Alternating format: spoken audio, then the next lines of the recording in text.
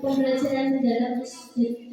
Jadi untuk party, nah itu kurang lebih sama sebenarnya. Itu pembelajaran mendalam itu bukan kurikulum gitu, tapi itu masuk ini ada kolaborasi, ada banyak pendekatan. Nah, pembelajaran mendalam ini masuknya di pendekatan, bukan kurikulumnya, seperti itu.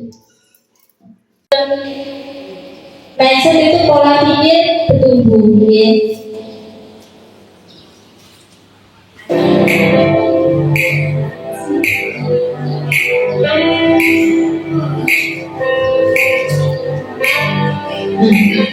Kemudian pemikiran yang berbeda, mungkin ada yang akan mendapatkan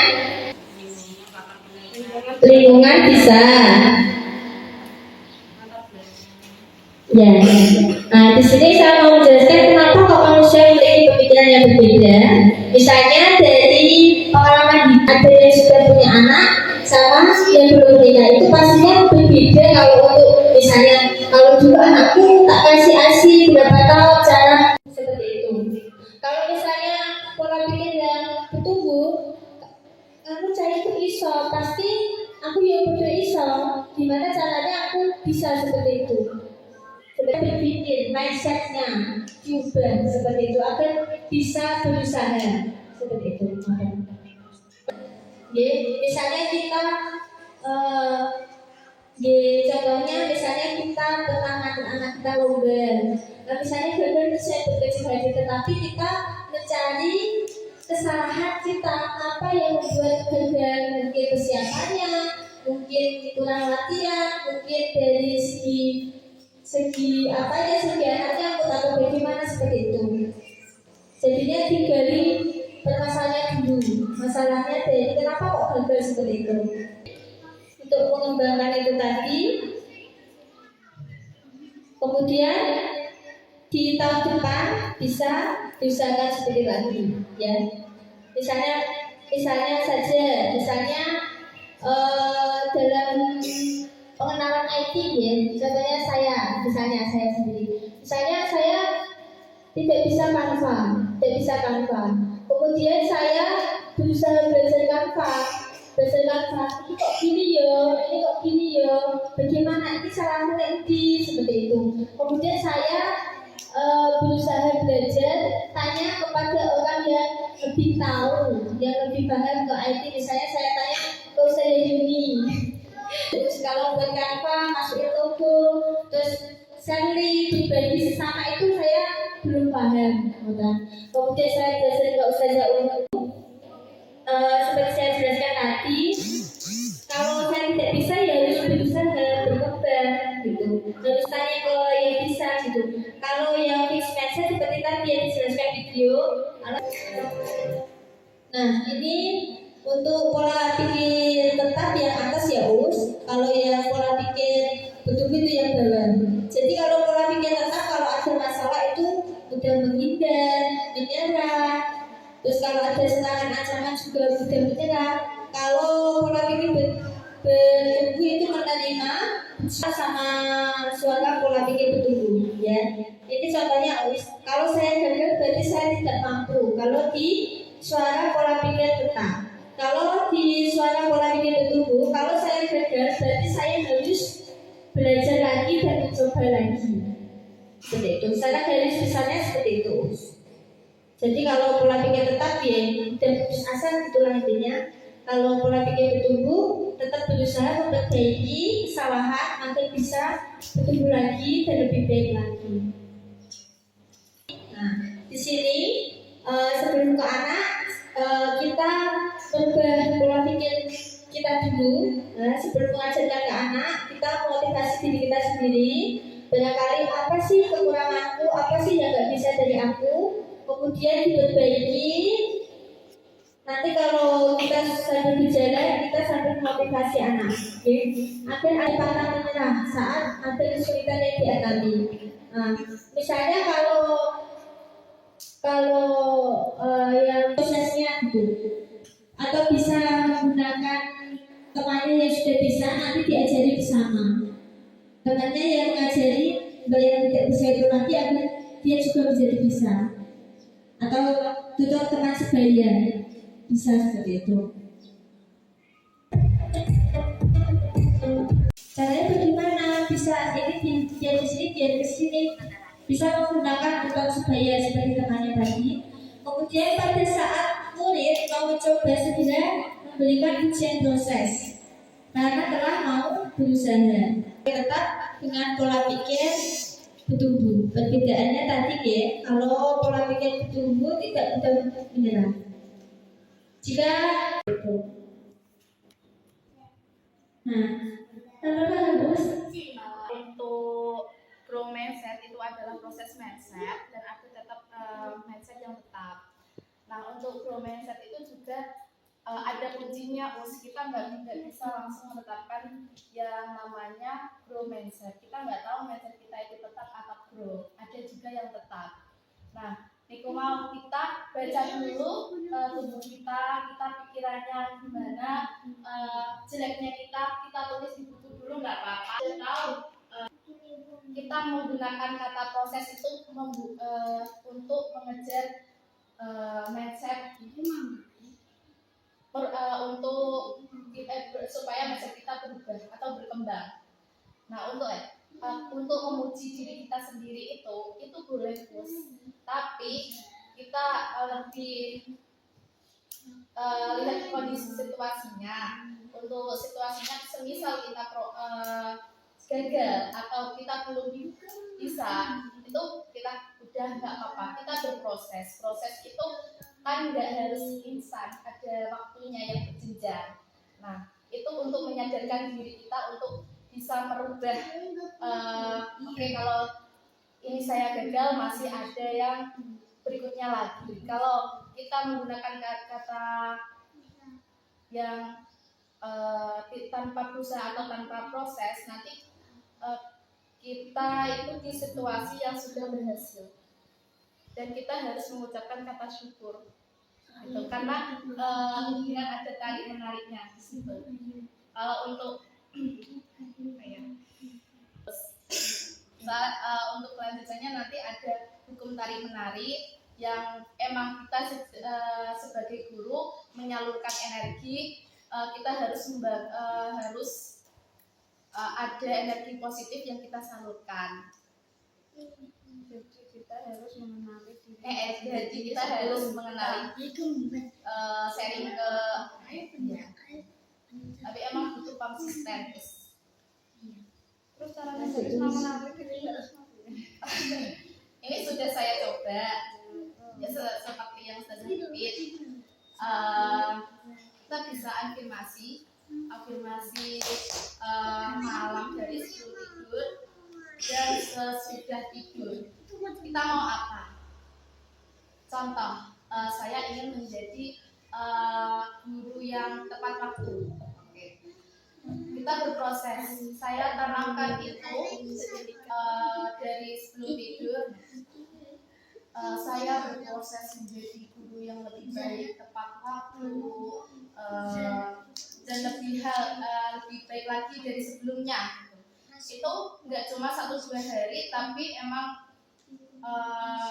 kurun waktunya itu sekitar 21 hari atau 30 hari itu. Terus sebelum tidur, terus nanti bangun tidur juga kayak gitu. Kita kemarin sudah menerapkan kayak gitu, sudah berhasil, tapi memang kan ada kendala konsistennya belum. Maksudnya sudah konsepnya belum. Ini seperti ini ya, tentang dimensi lulusannya, kerangka pembelajarannya, prinsip pembelajarannya, pengalaman pembelajarannya. Ini penting sekali karena untuk menyusun LPR-nya, LPP, ya. Ini biasanya ya disingkat kemarin menemukan belajar menemukan disingkat dapat 334 ya. Maksudnya 8 itu gimana? Nah, dimensi profil lulusannya yaitu ada 8. Nah, di sini ada keyakinan dan ketakwaan.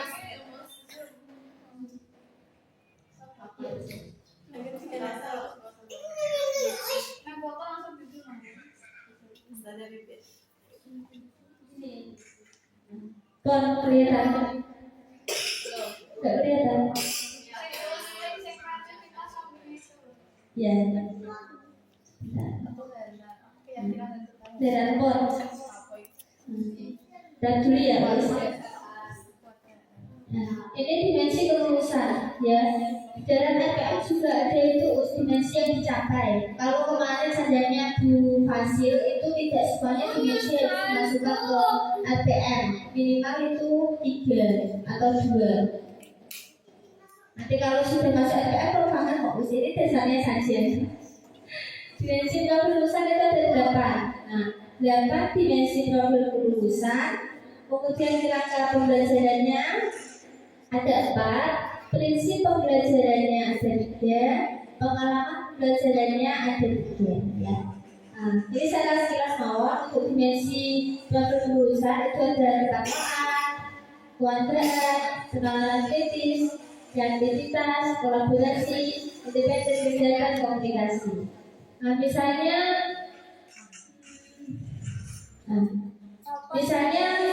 dalam hidup itu topiknya pakaian. Bisa dicari kalau saya pilih. Ya, misalnya pakaian. Di dalam STN-nya kita bisa mengambil dimensi profil lulusan apa coba? Kalau untuk tema topik pakaian.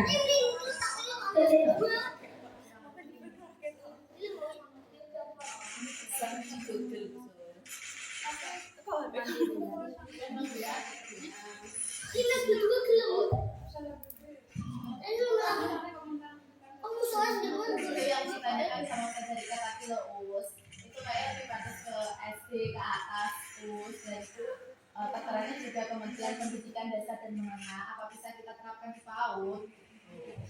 Pertanyaannya sama. Kalau sebenarnya bisa, sebenarnya bisa, semuanya di pendidikan bisa. Karena Pak Mufti Menteri Pendidikan sendiri itu kan dasar kan dari SD, tapi dasar itu mulai dari PAUD TK, gitu, sama SMP. Kalau SMA itu udah 3, lingkupnya provinsi kalau sekarang SMA. Iya, ini belum sampai di sini, besoknya nasional STM. Masih panjang itu. Iya, masih panjang terus. Ini baru permulaan. Ini terus untuk ringkasan saya. Ini untuk penyusunan RPM. RPM-nya sudah dibuka, Us. Benar itu. Kalau sebelum tidur, misalnya kita koreksi diri kita sendiri, Us. Misalnya, aku tadi kurangnya apa ya?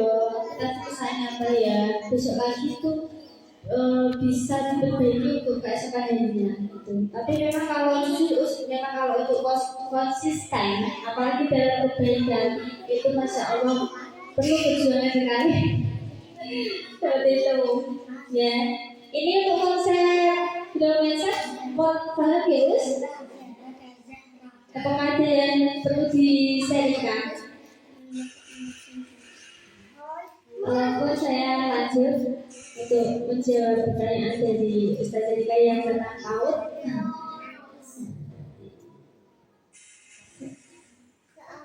Mindset itu pemikiran tertentu ya. Jadi untuk pembelajaran yang dalam itu yang juga pertama adalah pola pikirnya ya.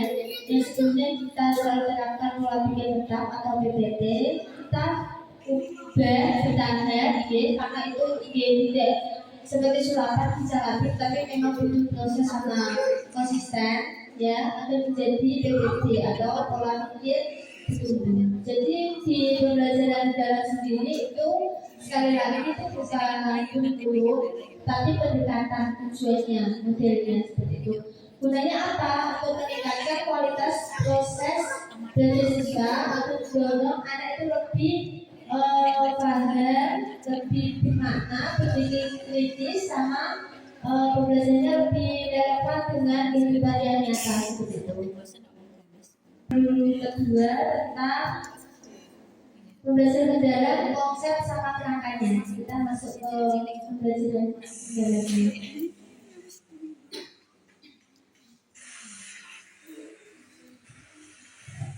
Jadi untuk pembelajaran mendalam sendiri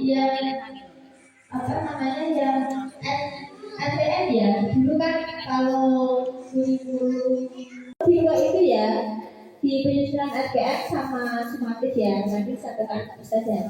Nanti takutnya dari saya sama-sama. Mungkin itu yang saya sampaikan. Intinya kita belajar bersama, bukan saya langsung menggurui karena itu dari saya tentang flow mindset sama kerangka sama konsep pembelajaran. Mungkin untuk modul 3 sama modul 5 bisa sama. Jadi saya mohon maaf apabila ada kata-kata mungkin dari jawaban yang kurang meyakinkan ya. Ini saya berada di Wassalamualaikum warahmatullahi wabarakatuh.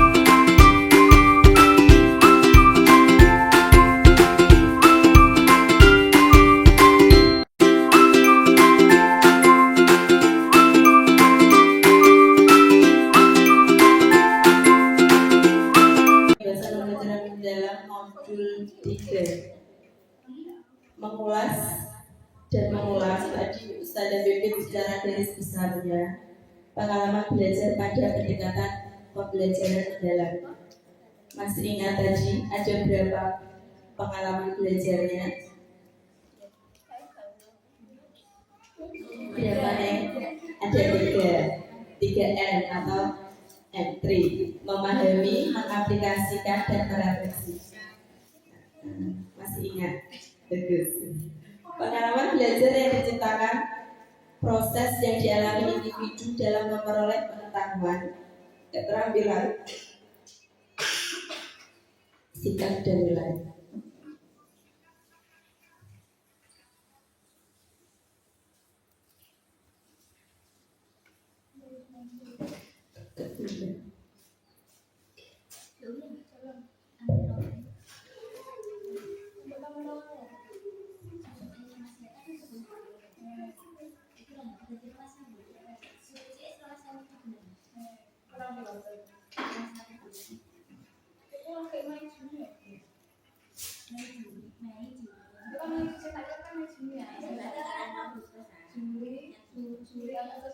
Kok tidak mau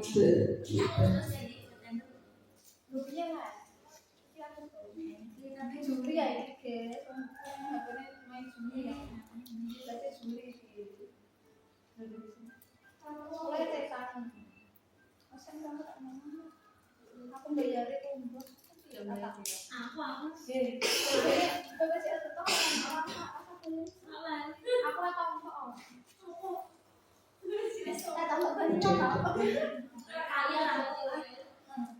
Yang pertama yakni memahami. Memahami dalam pendekatan pembelajaran modern adalah fase awal pembelajaran yang bertujuan membangun kesadaran peserta didik terhadap tujuan pembelajaran, mendorong peserta didik untuk aktif mengkonstruksi pengetahuan agar peserta didik dapat memahami secara mendalam konsep atau materi dari berbagai sumber dan konteks. Jenis pengetahuan pada fase ini terdiri dari pengetahuan esensial, pengetahuan aplikatif, dan pengetahuan nilai dan karakter. Memahami ini untuk prakteknya di PAUD bisa dikaitkan dengan pertanyaan pemantik. Mungkin Ustazah juga sudah mempraktekkan sebelum masuk ke materi, biasanya memakai dulu pemantik. Nah, pemantik ini masuknya di memahami. Misalnya hari ini kita mengambilnya pakaian anak memahami pakaian perbedaan pakaian laki-laki dan perempuan. Sebelum masuk ke materi, Ustazah akan bertanya dulu, teman-teman sudah tahu belum perbedaan pakaian laki-laki dan perempuan? Seperti apa contohnya? Nah, itu masuk ke memahami. Nanti bisa. Fokusnya dari memahami ini yaitu membangun kesadaran dan pemahaman yang kuat terhadap suatu konsep atau materi. Tidak bisa. Nanti tak kirim.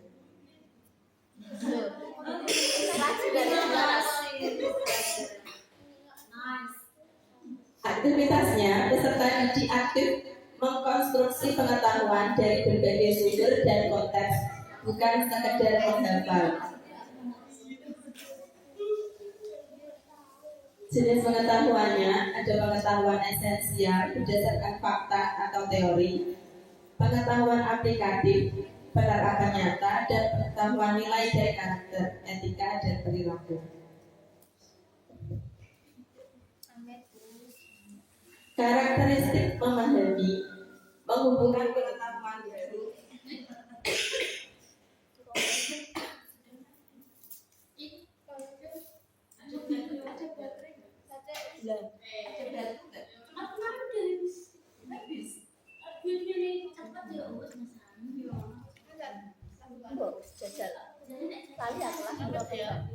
menstimulasi proses berpikir peserta didik, menghubungkan dengan konteks nyata,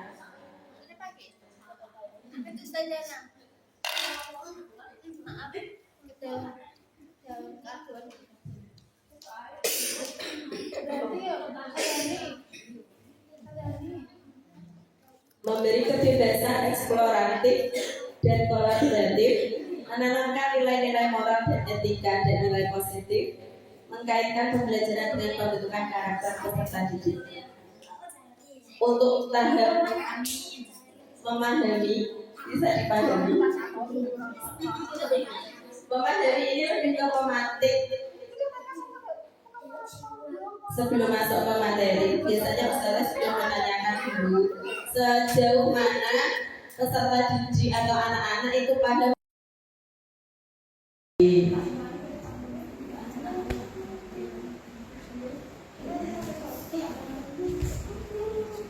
Biasanya tadi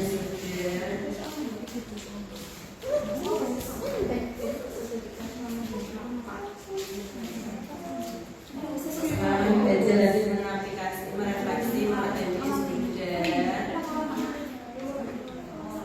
asesmen sudah, masih ingat ya.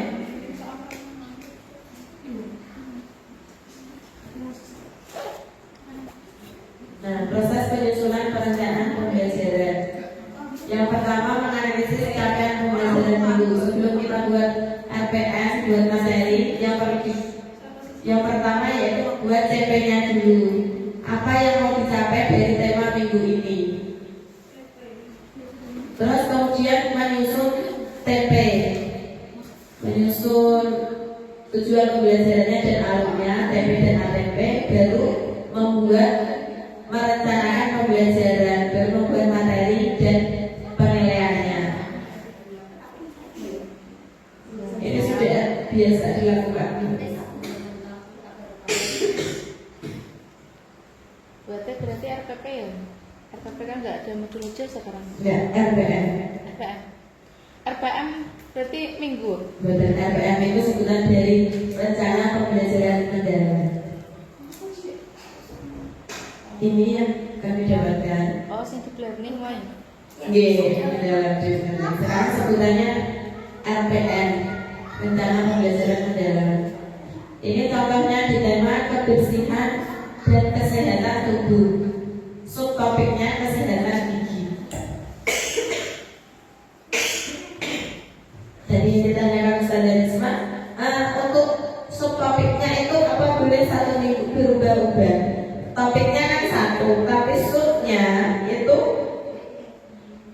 topik subtopik lebih tepatnya kan. Misalnya ini di topik pakaian, itu kan subtopik dari kebutuhan. Topiknya kebutuhan, subtopiknya pakaian. Boleh tidak setiap dari subtopiknya berubah? Boleh. Biar apa? Biar pembelajarannya tidak kemana-mana. Misal dari Senin subtopiknya diambil kaos, atau subtopiknya pakaian perempuan. Dari Selasa, jadi satu hari itu nanti kita hanya membahas atau mempelajari tentang pakaian perempuan saja. Di hari Selasanya pakaian laki-laki. Itu kan lebih fokus anaknya. Terus nanti di hari ketiga misalnya seragam sekolah bisa, atau nanti manfaat pakaian, terus cara membersihkan atau cara merawat pakaian, itu bisa dimasukkan di subtopik. Seperti kemarin mencuci, melipat, itu bisa dibuat subtopiknya merawat pakaian.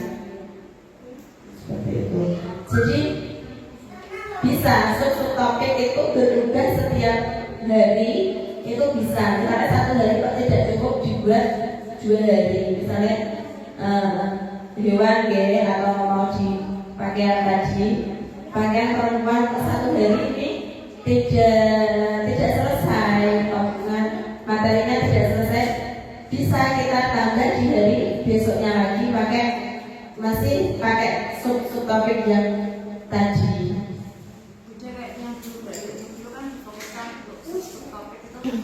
Satu sampai tuntas gitu lah. Oke, sampai tuntas. Subtopik bukan subtopik ya. Subtopiknya. Semisal kita buatnya pakaian perempuan, jadi 1 minggu bahasnya pakaian perempuan, kan dulu kayak gitu. Iya, bisa seperti itu, bisa. Tapi nanti terlalu lama, nanti capaian yang lain, anak tidak bisa mengenal yang lain. Dulunya kan mau tenang dulu. Kan nggak bahas yang lain gitu, tapi kan ini difokuskan agar satu itu tuntas gitu. Nah, yang satu dari itu. Dari 1 hari tuntas, pembelajaran bisa dilakukan 1 sampai 3 kali pertemuan. Ya, sekarang bebas ya, boleh berarti tergantung ini ya. Yang penting ada tujuan pembelajarannya, terus tuntas juga misalnya berapa hari gitu kan. Ya, tapi dari dulu saya kalau bikin RPPH atau modul ajar, subtopiknya saya 2 hari, satu minggunya itu ada 2 atau 3 subtopik. Subtopik. Kayak pembahasan ayam. 1 minggu Satu full ayam. Sampai Iya, 1 minggu ayam toh. Misalnya binatang peliharaan, mau yang apa, kita ambilnya tidak harus semua binatang peliharaan kita bahas. Kita ambilnya ayam. Itu kan tergantung ustadzanya. Nanti kalau mau semua binatang peliharaan 1 minggu 1 binatang, materi yang lain tidak itu, topik yang lain nanti tidak bisa. Gak umat maka bagus. Jadi ini di fokusnya ustadzah ini yang ada di sekitar rumah, misalnya kebanyakan ayam, sapi, kambing. Itu bisa satu harinya ayam 2 hari bahasnya. Terus nanti di hari Rabu dan Kamis bahas sapi. Hari Jumat Sabtunya nanti bisa bahas subtopik yang lain, binatang yang lain. Jadi kalau mau 1 minggu ayam terus, berarti ustadznya memang memilih ayam top. Harus menyelesaikan binatang peliharaan semua. Nanti kan kita juga punya target topik-topik yang lain yang sudah terjawab. Perbandingan antara dulu dan sekarang gitu. Ayam kok ada apa masak sop daging ayam gitu kan Yeah. cair. Nah dulu kan gitu. Nah ini kan supaya semuanya semuanya itu ya kita tidak hanya fokus satu tapi semuanya tuh anak-anak tahu gitu kan. Yeah. Karena perbedaan tidak cuma satu gitu. Ya awal kita menunjukkan apa saja, tapi kok naik pas topiknya mau bisa apa itu ini boleh. Boleh. Tidak harus ayam atau harus sapi 1 minggu. Tidak harus, tergantung ustadzah memilih subtopiknya yang relevan dengan kehidupan anak. Misalnya ini kebersihan dan kesehatan tubuh, subtopiknya memilih kesehatan gigi. Bisa lagi nanti hari berikutnya memilih kesehatan badan. Iya. Ya sih, gua kurikulum. Cara apa ya menterinya? Oke, ya beda cara mana? Ya kita mengikuti lah. Anji apa sih ini kayak kurikulum kan memang kita harus apa ya? Siapa? Belajar mengikuti. Iya. Dan pokoknya jangan berhenti belajar. Sekarang kan sudah banyak di TikTok, di YouTube apa tuh. Diikuti aja guru-guru mau pembelajaran itu ada banyak sekali contoh-contohnya. Kita harus gini ya, kita mengikuti. Sekarang gini ya, kita ikuti aja. Karena yang